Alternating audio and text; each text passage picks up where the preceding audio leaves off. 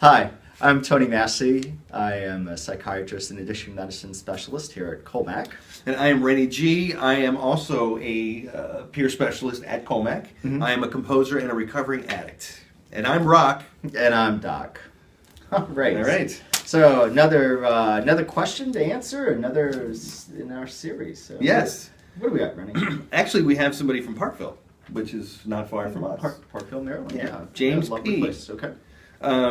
It's got a great name, Parkville. Sounds like a lovely place.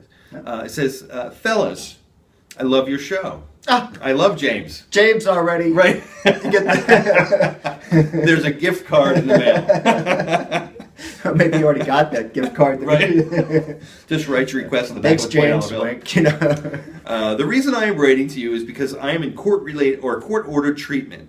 Drugs have caused me very little problems, and I've had no DUIs. I do believe in self-control, and I want to be clean. Okay, it says that he says that I don't need to be in treatment, and I really don't have a drug problem. How can I get out of this? I don't need to be here. James, I'm wondering if you feel like you need to be there or not. I guess that's what... Well, he says he wants to be clean, but it sounds like he thinks he can just do it on his own. Yeah. Or you know.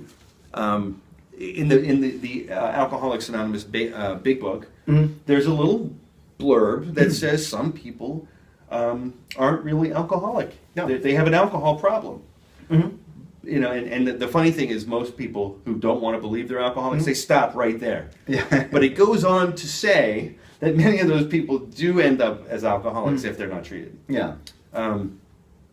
I don't know him, so I can't say whether that's his case. I think if I can suss out the exact nature of his question, is he's asking us to get him out of court-ordered treatment. You know... I don't know if we can do that. I'm the doctor, not an attorney. Right. And no doubt you had an attorney who didn't get you out of it. Public defenders. So what can we suss out of this question that would be something we can help him with? Okay, James, since you love us, I'll give you the benefit of a doubt that even though court-ordered treatment, right, that you don't have a problem. Might be aside from the legal might things, be but okay. So, but I think this would be. Let's take him at his word. Take him at his word. Okay, James, we're taking it at your word.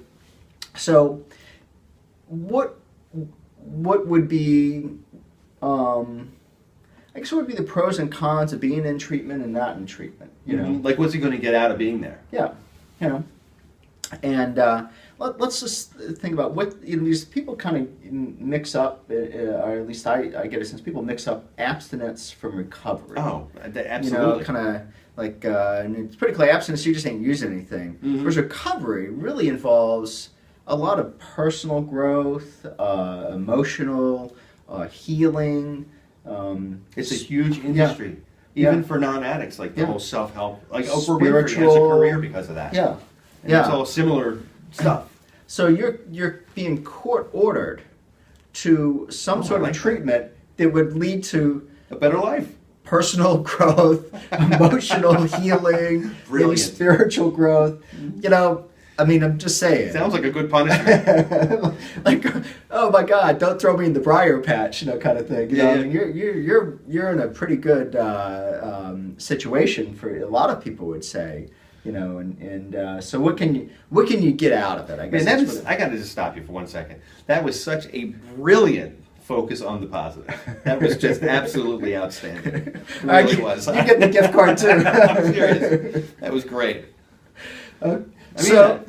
Okay, well, you know, so what would be the benefits of not being in treatment? Maybe that you would have a couple hours more a day? I was going to say he has more time to play video games. Or hang out with his friends. Hang out with friends who maybe have some legal issues. Or, right.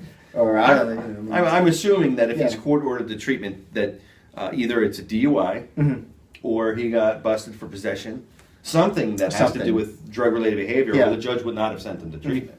Yeah, So, but maybe not so bad that, you know, like someone got hurt. Right. Is that would kind of be... Or first offense. First offense could be, yes. So James may not have a huge drug problem. Like he said, we would take him at his word. And I like your idea of focusing on what we get from treatment, what's the good stuff we get from treatment. And I can only speak for myself, but I can tell you that my life has changed in the following ways. I am no longer as anxious. I handle stress a lot better. I'm much better at my job. I'm much better as a friend, as a husband, as a son, as a caregiver for my animals. Yeah. My whole life has gotten better, and it has nothing to do with drugs. Yeah. Or even staying clean. I just don't use because if I use, I don't want the consequences that are coming with using. And then as my life gets better and better, I just don't want to be high. Yeah. You know, so the rewards have been so great from recovery. So it sounds to me like the judge sentenced James to a better life. So those are the positives. Yeah. And they have nothing to do with drugs.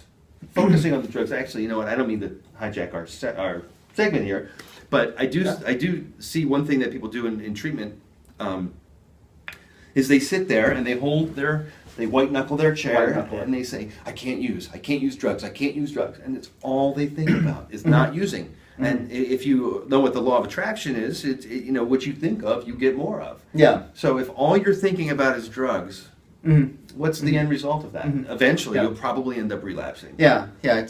It is so hard, James, to move away from something, and it's so much easier to move to something. Yes, indeed. So, you know, I think what's going to be important for you, you know, we ain't going to be able to get you out of treatment. I'm sorry. This is a little bit complex, but yeah, you know, but I'm hoping that you can really, you know, get a direction and place to go, so that you're not thinking about, you know, how can I get away from this or get away from that, but actually how can I get to a goal that's meaningful for you. Yeah, maybe setting an intention. Yeah. A treatment intention. What are some things you'd like to work on? Yeah. And use the time in a constructive way. All right. I think we got it. Yeah, I think we nailed it. James will be waiting on that gift card. No, wait, we have to send him a gift card because he liked our show. So you wait on the gift card. Gift cards for everyone. All right, well, I'm Rock. And I'm Doc. And we'll see you next time. Yeah. All right.